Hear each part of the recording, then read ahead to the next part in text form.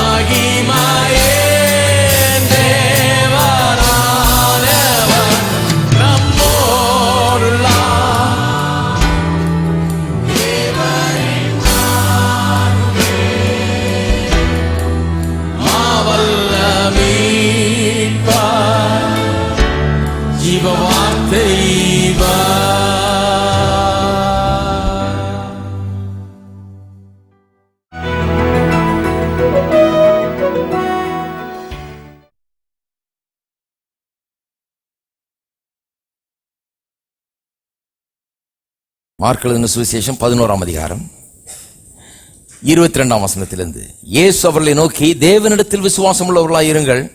எவனாகிலும் இந்த மலையை பார்த்து நீ பெயர்ந்து சமுத்திரத்திலே தள்ளுண்டு போ என்று சொல்லி தான் சொன்னபடியே நடக்கும் என்று தன் இருதயத்தில் சந்தேகப்படாமல் விசுவாசித்தால் அவன் சொன்னபடியே ஆகும் என்று மெய்யாகவே உங்களுக்கு சொல்லுகிறேன்.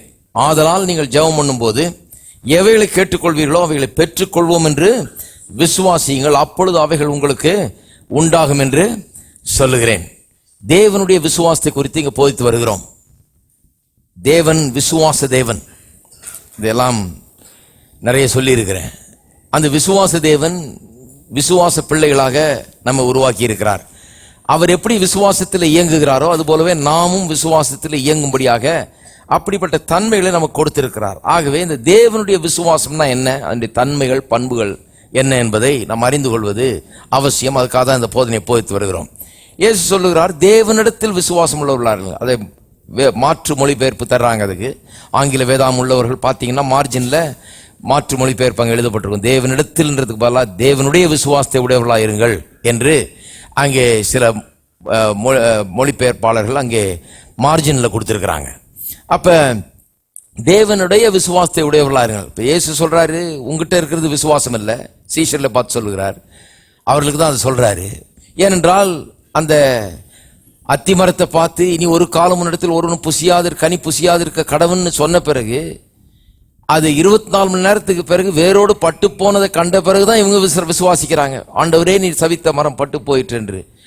ஆனால் இவர் சொல்றாரு, நான் சொல்லும் போதே இப்படி ஆகும்னு தெரியும், எனக்கு இப்படி ஆகணும்னு தான் சொன்னேன், சொன்னது ஆகும்னு எனக்கு தெரியும், அதுதான் விசுவாசம், அதுதான் என்னுடைய விசுவாசத்துக்கும் உன்னுடைய விசுவாசத்துக்கும் உள்ள வித்தியாசம் அப்படின்னு சொல்லி, என்னுடைய விசுவாசத்தை உடையவர்களாயிருங்கள், தேவனுடைய விசுவாசத்தை உடையவர்களாயிருங்கள் என்று அவளுக்கு சொல்லுகிறார்.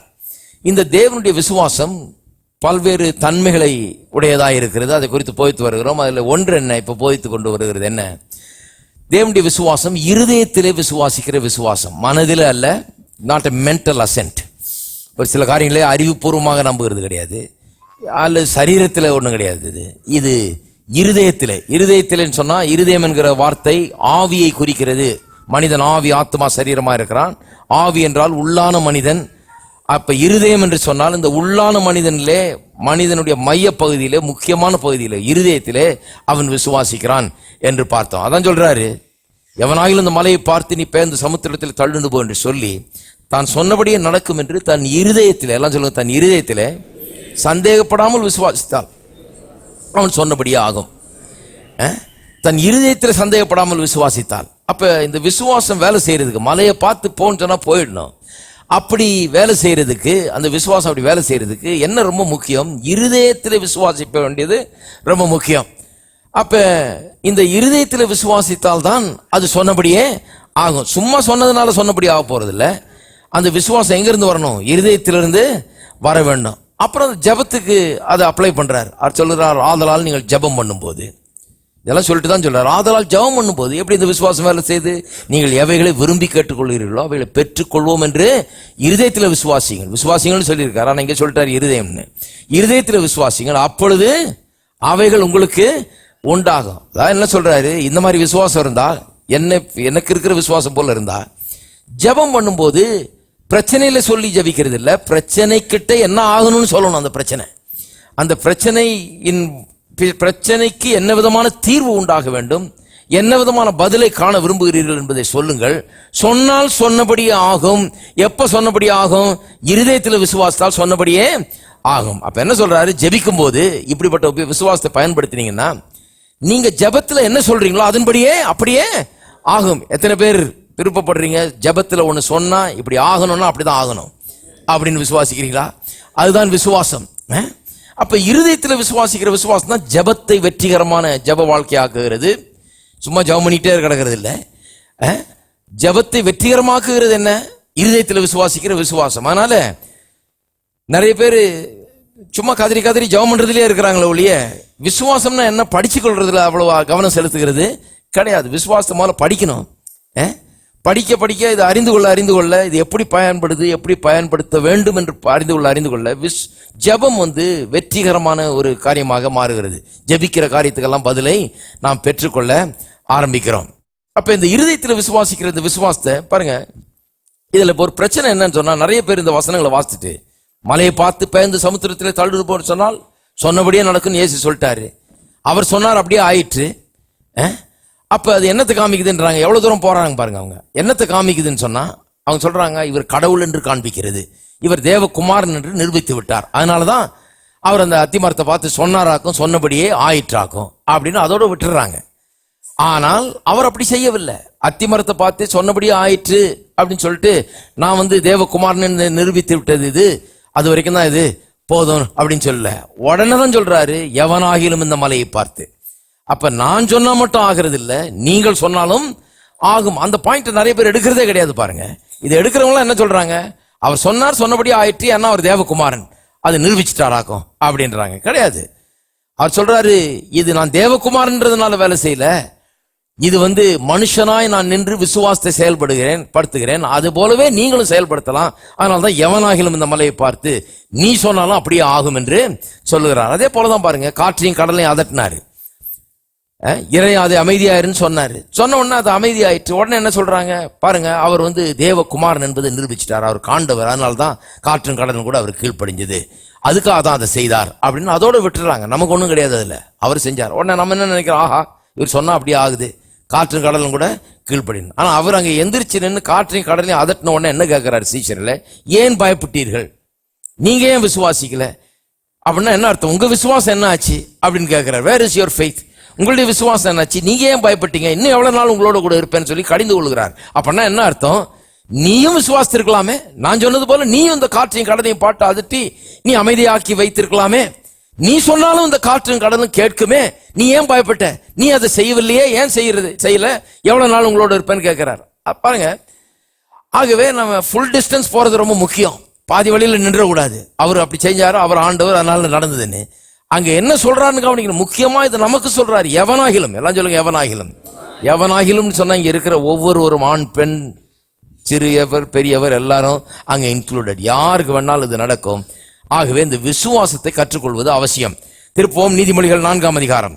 இந்த இருதயத்தில் விசுவாசிக்கிற விசுவாசத்தை பற்றி இங்கே சொல்லப்பட்டிருக்கிறது பாருங்க. 20ஆம் வசனம். என் மகனே, என் வார்த்தைகளை கவனி, என் வசனங்களுக்கு உன் செவியை சாய், அவைகள் உன் கண்களை விட்டு பிரியாதிருப்பதாக. இதெல்லாம் பாருங்க, இதெல்லாம் ஒரு ப்ராசஸ். கவனிக்கணும் வார்த்தையை, செவியை சாய்க்கணும் அந்த வார்த்தைக்கு, அந்த வார்த்தை கண்களை விட்டு பிரியாதிருக்க எப்போதும் கண்களுக்கு முன்பாகவே வைக்கணும். இதெல்லாம் பண்ணா என்ன ஆகுதான்?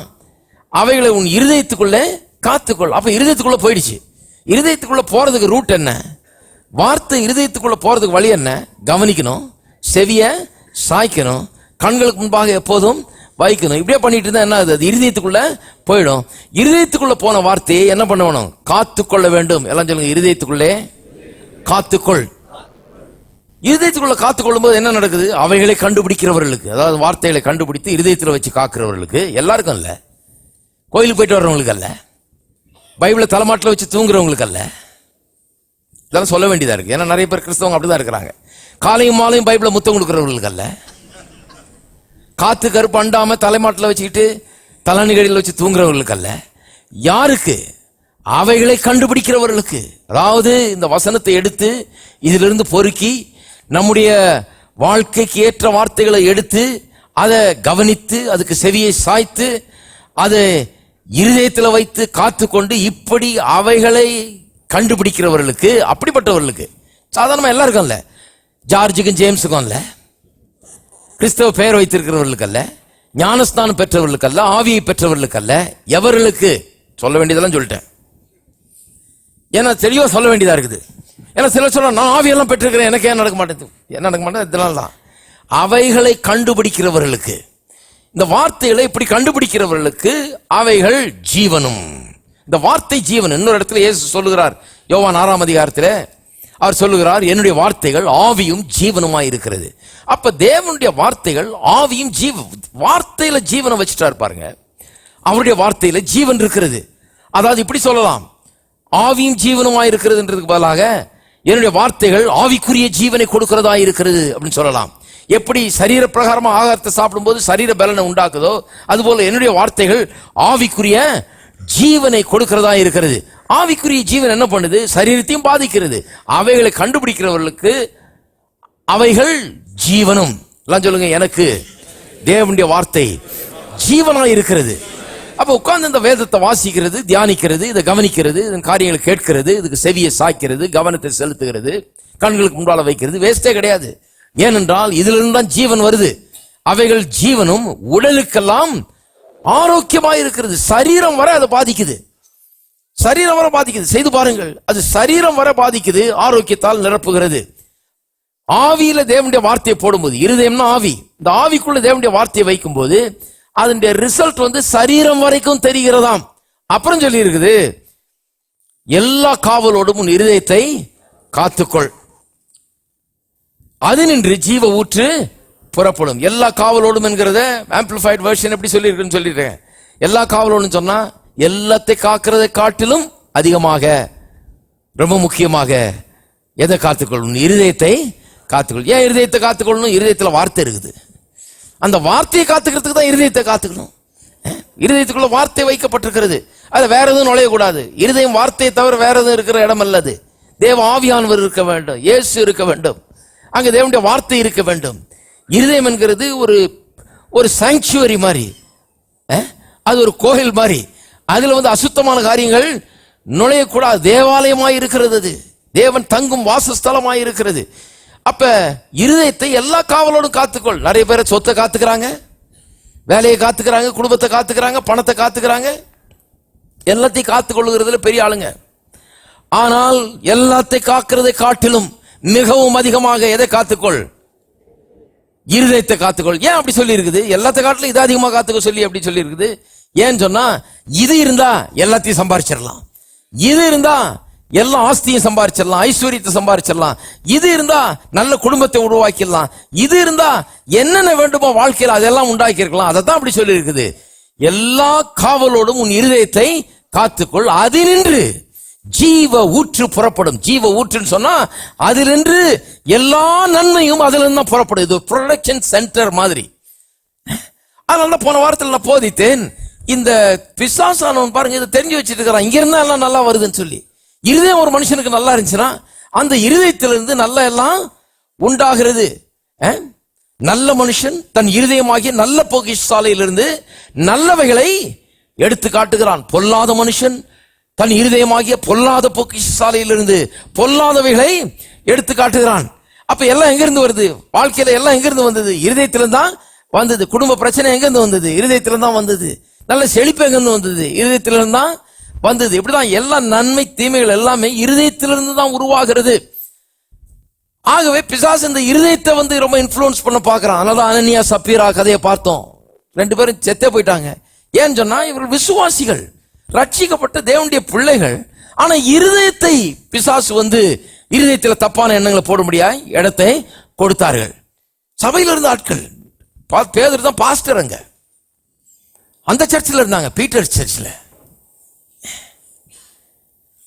அவரோட பெரிய பாஸ்டர் கிடையாது. அவ்வளவு பெரிய சர்ச்சில் அவ்வளவு நல்லா இருந்துட்டு கடைசியில் ஆட்கள் என்ன பண்ணாங்க? இருதயத்தை தப்பான காரியங்களுக்கு திறந்து கொடுத்து விட்டார்கள். சீமோன் என்கிற அந்த மாய வித்தைக்காரன், அவனும் அப்படித்தான் மந்திரவாதியா இருந்து ரட்சிக்கப்பட்டு சபையில சேர்ந்து நல்லா இருக்கிறான். ஆனா இருதயத்துல ஒரு கசப்பு பிசாசான கொண்டு வந்துட்டா பாருங்க. அந்த கசப்பு நிமித்தமாக தவறான நோக்கங்கள், பணத்தை கொடுத்து ஊழியத்தை வாங்கலாங்கிற நோக்கம் எல்லாம் வந்தது. கடைசியில் அவனுக்கு ஒண்ணுமே கிடைக்காம போய்விட்டது. இருக்கீங்களா? இதெல்லாம் ஏன் பார்த்தோம் என்று சொன்னால், இந்த இருதயம் ரொம்ப முக்கியம். இதுல என்ன இருக்குதுன்னு அறிந்து கொள்றது அவசியம், இதை கவனிக்கிறது ரொம்ப அவசியம். இப்ப இருதயத்துல என்ன இருக்குதுன்னு நம்ம எப்படி பார்க்கிறது, எப்படி தெரிந்து கொள்கிறது, எப்படி ஆராய்ந்து அறிவது, எப்படி அதை சரியா வைத்துக் கொள்றது? ஏன்னா தெரியும் நமக்கு, இது சரியா இருந்தா தான் எல்லாம் சரியா இருக்கும். இது சரியா இருந்தா மலையை கூட பார்த்து பேர்ந்து சமுத்திரத்தில் தள்ளுண்டு போ என்று சொல்லி இருதயத்தில் சந்தேகப்படாமல் விசுவாசித்தால் சொன்னபடியே ஆகும். இருதயம் மட்டும் கரெக்டா இருந்தா நான் சொன்னபடியே ஆகும். இருக்கீங்களா? இருதயத்தை கரெக்டா வச்சா சொன்னபடியே ஆகும். அப்ப இருதயத்தை கரெக்டா வைக்கிறது முக்கியம். அப்ப என்னுடைய இருதயத்துல என்ன இருக்குதுன்னு நான் எப்படி அறிந்து கொள்வது? போன வாரம் ஒண்ணு பார்த்தோம். அது என்ன? சங்கீதம் 139 23 24 ஒன்னு ஜெபம். ஆண்டவரத்தில் இப்படி ஒரு ஜெபத்தை பண்ணலாம். சங்கீதக்காரன் செய்தது போல, தேவனே என்னை ஆராய்ந்து என் இருதயத்தை அறிந்து கொள்ளும், என்னை சோதித்து என் சிந்தனைகளை அறிந்து கொள்ளும், வேதனை உண்டாக்கும் வழி என்னிடத்தில் உண்டோ என்று பார்த்து நித்திய வழியிலே என்னை. நல்ல ஜெபம் பாருங்க. அவன் சொல்றான், ஆண்டவரே என் இருதயத்தை ஆராய்ந்து என்னை அறிந்து கொள்ளும். கர்த்தர் உள்ளத்தை பார்க்கிறவர் பாருங்க. நமக்கே சில நேரத்தில் தெரிய மாட்டேங்குது உள்ள என்ன இருக்குதுன்னு. உள்ள என்ன இருக்குன்னு தெரியும். நம்ம நினைக்கிறோம் ஆல் ரைட்னு, நம்ம ஒன்றும் பிரச்சனை இல்லைன்னு நினைக்கிறோம். நம்ம நினைக்கிறோம் பரவாயில்ல, நம்ம நல்லா தான் இருக்கிறோம்ட்டு. ஏன்னா தீய செயல்கள் ஒன்றும் செய்யல பாருங்க. ஆனா பாவம் என்கிறது வெறும் செயல்ல, இருதயத்துல வருது பாவம். முதல்ல இருதயத்தின் எண்ணங்கள்ல வருது, யோசனைகள்ல வருது. இது பிசாசுக்கு நல்லா தெரியும் பாருங்க. அதனால இருதயத்தை கெடுக்கிற முயற்சி எடுக்கிறான். அப்போ அதனாலதான் சங்கீதக்காரன் ஜெபிக்கிறான். அவனுக்கு நல்ல விஷயம் தெரியும், ஏன்னா பட்டாளு. அதனால்தான் சொல்றாரு, தேவனே என்னை ஆராய்ந்து என் இருதயத்தை அறிந்து கொள்ளும். இருதயத்தை நீர் மட்டும்தான் ஆண்டவரை பார்க்கிறீர். அதனால என் இருதயத்தை ஆராய்ந்து என்னை பாரும். ஏன்னா எனக்கு ஏதாவது தப்பு இருந்தா எனக்கு காண்பியும், காண்பித்தாலும் நான் அதை சரி செய்து கொள்ளுகிறேன் என்று சொல்லுகிறான். இதை பார்த்தோம் இல்லையா? தாழ்மை வேணும் முதல்ல, ஆண்டவர் காமிக்கும் போது சரின்னு ஒத்துக்கிறதுக்கு. அதுக்கப்புறம் என்ன வேணும்? விசுவாசம் வேணும். ஏன்னு சொன்னால் வெறும் தப்பை மட்டும் காமிச்ச பிறகு சிலர் என்ன ஆயிடுவாங்க? ரொம்ப ஹோப்லெஸ் ஆயிடுவாங்க. ஐயோ நான் பாவிங்க, ஆண்டவர் நேற்று தான் காமிச்சார் எனக்கு, என் இருதயம் ரொம்ப மோசமா இருக்குது, ரொம்ப மோசமானவனா இருக்கிறேன், எப்படி கடவுள் என்ன ஆசை? அப்படி ஆயிடக்கூடாது. அது நம்பிக்கையற்ற தன்மை. தப்ப காமிச்சா அதை ஏற்றுக்கொள்ளக்கூடிய ஒரு தாழ்மை வேணும். அது மட்டும் இல்லாமல் விசுவாசம் வேணும். ஏன்னு சொன்னா இதை மாற்ற முடியும், இந்த இருதயத்தை மாற்றி அமைக்க முடியும் என்கிற விசுவாசமும் அவசியம். இப்ப 2வது காரியம் பார்ப்போம். 1 ஜெபம், 2வது தேவனுடைய வார்த்தை. திருப்பவும் எபிரேயர் 4ஆம் அதிகாரம் 4:12. தேவனுடைய வார்த்தையானது ஜீவனும் வல்லமை உள்ளதாயும். பாருங்க, மறுபடியும் சொல்லி இருக்குது. வார்த்தை எப்படிப்பட்டதான்? நீதிமொழிகள் அதான் சொல்லி இருக்குது, அவைகளை கண்டுபிடிக்கிறவர்களுக்கு அவைகள் ஜீவனும். இல்லையா? இங்க என்ன சொல்லியிருக்குது? தேவனுடைய வார்த்தையானது ஜீவனும் வல்லமை உள்ளதாயும். அப்ப இந்த வார்த்தைங்கிறது ஏதோ ஒரு பேப்பர்ல எழுதப்பட்ட கருப்பு நிறத்துல உள்ள ஒரு லெட்டர் இல்ல, இது ஒரு தாள்ல இருக்கிற ஒரு எழுத்தல்ல. இது ஜீவன் உள்ள வார்த்தைகள், இருதயத்தில் செல்லுமானால் இருதயத்தில் வேலை செய்யக்கூடிய வார்த்தைகள். சரீரத்தில் எப்படி மருந்து போய் வேலை செய்தோ அதுபோல இந்த இருதயத்துக்குள்ள, நமக்குள்ள, நம்முடைய ஆவிக்குள்ளே சென்று ஜீவனும் வல்லமை உள்ளதா இருக்கிற இந்த வார்த்தை வேலை செய்ய முடியும். அப்ப தேவனுடைய வார்த்தையானது ஜீவனும் வல்லமையும் உள்ளதாயும், இருபுறமும் கருக்குள்ள எந்த பட்டயத்திலும் கருக்கானதாயும், ஆத்துமாவையும் ஆவியும் கணுக்களையும் ஊனையும் பிரிக்கத்தக்கதாக உருவ குத்துகிறதாயும். அதாவது அது பெனிட்ரேட் பண்ணுதான். தேவனுடைய வார்த்தை உருவ குத்துகிறது, ஆழமா போகுது, நம்ம ஆராய்ந்து அறிகிறது. தேவனுடைய வார்த்தை நம்ம மேலோட்டமா பார்க்கறது இல்ல. தேவனுடைய வார்த்தை நம்முடைய உள்ளந்தரியங்களை ஆராய்ந்து அறிகிறதாம். அப்புறம் சொல்லி இருக்குது, உருவ குத்துகிறதாயும் இருதயத்தின் நினைவுகளையும், எல்லாம் சொல்லுங்க, இருதயத்தின் நினைவுகளையும் யோசனைகளையும் வகை அறுக்கிறதாயும் இருக்கிறது. அப்ப தேவனுடைய வார்த்தையின் முக்கியமான ஒரு வேலை என்ன? இருதயத்தின் யோசனைகளையும் இருதயத்தின் நினைவுகளையும் வகை அறுக்கிற வேலை தேவனுடைய வார்த்தைக்கு இருக்கிறது. என்ன மாதிரி யோசனை இருக்குது உள்ள, என்ன மாதிரி எண்ணங்கள் இருக்குது, இது எந்த வகையை சேர்ந்தது, இது நல்ல எண்ணமா கெட்ட எண்ணமா, இது கீழே உங்களை கொண்டு போகிற தாழ்வான எண்ணங்களா, உயர உங்களை கொண்டு போகிற உயர்வான எண்ணங்களா, இது எப்படிப்பட்ட எண்ணங்கள்? வகை இருக்கிறது. It discerns the heart and knows the thoughts and intentions. என்ன நோக்கம் தூய்மையா இருக்குதா, எண்ணங்கள் சீரா இருக்குதா அப்படிங்கறத தேவனுடைய வார்த்தை பார்க்குதா. அப்ப தேவனுடைய வார்த்தையை வாசிக்கிறது எவ்வளவு முக்கியம் பாருங்க, அது தியானிக்கிறது எவ்வளவு முக்கியம் பாருங்க. தேவனுடைய வார்த்தையை தியானித்து வாசித்து தியானிக்கிறது எவ்வளவு முக்கியம்னா அதை கவனிக்கணும். ஏனென்று சொன்னால், அதை படிக்கும் போது ஏதோ ஒரு நான் மத சம்பந்தப்பட்ட புஸ்தகத்தை ஏதோ மத ரீதியில் அப்படியே சும்மா ஏதோ நீங்க 2 அதிகாரம் படிச்சுட்டேன் அப்படின்னு இல்லை. இதை கவனிக்கிறேன். இதை கவனிக்கும் போது என்னுடைய இருதயங்கள் ஆராயப்படுகிறது, உருவ குத்துகிறது. இந்த வார்த்தை உள்ள போய் வகை அறுக்கிறது, என் எண்ணங்களை நோக்கங்களை காட்டுகிறது. இதுல நான் என்ன வாசிக்கிறேன்? ஆபிரகாம், ஈசாக்கு, யாக்கோபு போன்றவர்கள்லாம், ஆதாம் முதற்கொண்டு எல்லாரையும் வாசிக்கிறேன். பேதுரு, பவுல், யோவான் எல்லாரையும் வாசிக்கிறேன். எல்லார்கிட்ட இருந்த பிளஸ் மைனஸ் எல்லாம் சொல்லப்பட்டிருக்கிறது. அவர்கள் எல்லாம் செஞ்ச நல்லது தப்பு எல்லாம் சொல்லப்பட்டிருக்கிறது. எதையும் மறைக்கல இல்லையா? எல்லாம் இங்க சொல்லப்பட்டிருக்கிறது. எதுக்கு? சிலர் சொல்றாங்க எல்லாம் மனுஷர் தான், நம்மளும் மனுஷர் தான், நம்மளும் அப்படிதான் இருப்போம். கிடையாது, அதுக்கு சொல்லப்படல. இதெல்லாம் பார்த்து நீங்க அப்படி இராமல், அவங்க செய்த தப்பையே திருப்பி நீங்க செய்யாம, நீங்க அதை விட சிறந்தவர்களா இருக்க முடியாதான். இதெல்லாம் படிப்பினையாக நமக்கு சொல்லப்பட்டிருக்கிறது என்று வேதமே சொல்லுது. இதெல்லாம் படிப்பினை. ரோட்ல போறோம், முன்னால ஒரு குழி இருக்குது, அங்க இப்பதான் ஒருத்தன் விழுந்து எந்திரிச்சான், அப்புறம் பின்னால வர்றவங்க எல்லாம் போய் விழுந்து எந்திரிக்கிறாங்களா? இப்ப அறிவே இல்லைன்னு அர்த்தம் இல்லையா? பின்னால வர்றவங்கள ஒருத்தன் விழுந்ததை பார்த்தோன்னா அவங்களுக்கு என்ன ஆயிடுறாங்க, ஓஹோ இங்க குழி இருக்குது, கொஞ்சம் சுத்தி போகணும், கரெக்டா போகணும், மெதுவா போகும்னு சொல்லி போறாங்க. அது போலதான் இது. இவர்கள் விழுந்தார்கள், இவர்கள் எந்திரிச்சாங்க. தாவீது விழுந்தா எந்திரிச்சான், நீங்களும் விழுந்து எந்திரிக்க வேண்டியதில்லை. அதே மாதிரி கேட்டா நானும் ஒரு தாவீது மாதிரி தான் அப்படின்னு சொல்லக்கூடாது. கிடையாது, அதுக்காக கொடுக்கப்படல. இதெல்லாம் பார்த்து ஏன் நல்லா இருந்த தாவீது, கோலியாத்தை கொன்ற தாவீதுக்கு நடந்த காரியம் என்ன? அவன் ஏன் அப்படி ஆனான்? அவன் ஏன் வாழ்க்கையில் இப்படி ஒரு தோல்வியை சந்திச்சான்? கோலியாத்தையே கொண்டுட்டான், ஆனா பெத்ஷிபா இவனை கொண்டுட்டா. என்ன ஆச்சு அங்க? இது இருதய பிரச்சனை. இருதயத்தில், இந்த மனுஷனுடைய இருதயத்தில் சம்திங் வென்ட் ராங். அதனுடைய இருதயத்துக்குள்ள ஏதோ கோளாறு, அதை அவன் சரிப்படுத்தாததுனால, அதை அப்படியே தங்க விட்டதுனால அப்படிப்பட்ட ஒரு தவறுக்குள்ள அவன் செல்ல வேண்டியதா இருந்தது. இதெல்லாம் ஆராய்ந்து அறியறதுக்காக தான் வேத புஸ்தகம் கொடுக்கப்பட்டிருக்கிறது. அப்ப இதை வாசிக்கும் போது இந்த நன்மை தீமையான காரியங்கள் எல்லாம் சொல்லப்பட்டிருக்கிறது பாருங்க. செஞ்ச தப்பு நல்லது எல்லாம் சொல்லப்பட்டிருக்கிறது. ஏனென்றால் இவைகள் எல்லாம் நமக்கு படிப்பினையா இருக்கும்படியாக சொல்லப்பட்டிருக்குது. ஆனா இவைகள் எல்லாவற்றுக்கும் மேலாக இங்க என்னத்தை பார்க்கிறோம்? தேவனுடைய இருதயத்தை பார்க்கிறோம். சென்னையில் சாம்பி செல்லத்துறை அவர்களின் போதகர்கள் கருத்தரங்கு 2012 ஜனவரி 18, 19, 20 ஆகிய நாட்களில் நடைபெற உள்ளது. இடம் அப்போஸ்தல ஐக்கிய சபை, சென்னை. நேரம் காலை 9 மணி முதல் மாலை 6 மணி வரை. இக்கருத்தரங்கில் கலந்து கொள்ள முன்பதிவு அவசியம். மேலும் விவரங்களுக்கு உடனே தொடர்பு கொள்ளவும். 044266210085 26620086. Hallelujah, Hallelujah,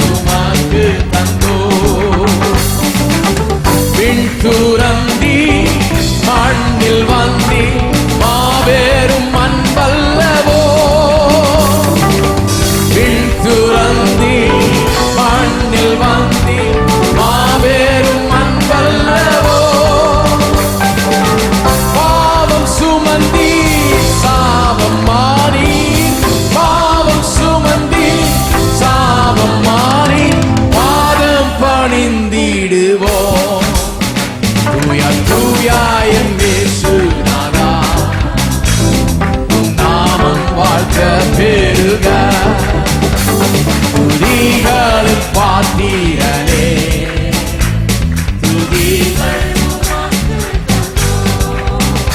தூயா தூயாயம் இயேசுநாதா உம் நாமம் வாழ்த்த பெருக துதிகளின் பாத்திரனே துதிகள் உமக்கு தந்தோ சாவை வென்றி உயிர்த்து எழுந்தி சாத்தானை தோற்கடித்தி சாவை வென்றி உயிர்த்து எழுந்தி சாத்தானை தோற்கடித்தி நித்திய வாழ்வை எமக்கு தந்தீர் எமக்கு தந்தீர் நித்தம் தொழுதிடுவோம் தூயா தூயாயம் இயேசுநாதா உம் நாமம் வாழ்த்த பெருக துதிகளின் பாத்திரனே துதிகள் உமக்கு தந்தோம் தூயா தூயாயம் இயேசுநாதா உம் நாமம் வாழ்த்த பெருக துதிகளின் பாத்திரனே துதிகள் உமக்கு தந்தோ மீண்டும் வருவி மண்ணில் நிறுத்தி மார்போடு அணைத்திடுவி மீண்டும் வருவி மண்ணில் நிறுத்தி மார்போடு அணைத்திடுவி மங்கா வாழ்வை எமக்கு தருவி மங்கா வாழ்வை மன்னா தொழுதிடுவோம் தூயா தூயாயம் இயேசுநாதா உம் நாமம் வாழ்த்த பெருக துதிகளின் பாத்திரனே துதிகள் உமக்கு தந்தோம் தூயா தூயாயம் இயேசுநாதா உம் நாமம் வாழ்த்த பெருக துதிகளின் பாத்திரனே துதிகள் உமக்கு தந்தோ சாவை வென்றி உயிர்த்து எழுந்தி சாத்தானை தோற்கடித்தி சாவை வென்றி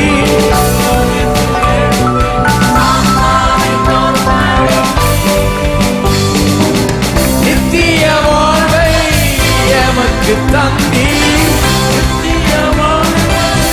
எமக்கு தந்தீர் நித்தம் தொழுதிடுவோம் தூயா தூயாயம் இயேசுநாதா உம் நாமம் வாழ்த்த பெருக துதிகளின் பாத்திரனே துதிகள் உமக்கு தந்தோ தூயா தூயாயம் இயேசுநாதா உம் நாமம் வாழ்த்த பெருக